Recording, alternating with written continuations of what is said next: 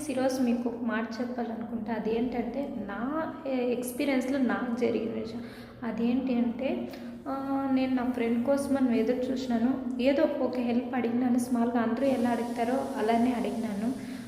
వాళ్ళు హెల్ప్ చేస్తారేమో అని ఎదురు చూసినాను. ఒక రోజు కాదు, 2 రోజులు కాదు, 3 రోజులు అలా చూసిన. కానీ ఆ హెల్ప్ వాళ్ళు చేయలేదు. చేస్తామన్నారు కానీ చేయలేదు.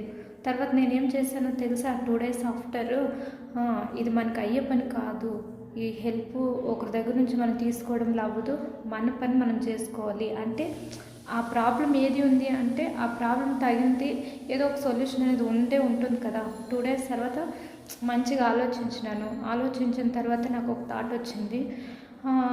ఆ ప్రాబ్లం తగిన సజెషన్ నాకు దొరికింది, నేను చేసుకున్నా. నాకు దీంట్లో ఏం అనుభవం అనేది వచ్చింది అంటే ఒకరి మీద డిపెండ్ అవ్వటం వల్ల నా ప్రాబ్లం అనేది అస్సలు సాల్వ్ అవ్వదు.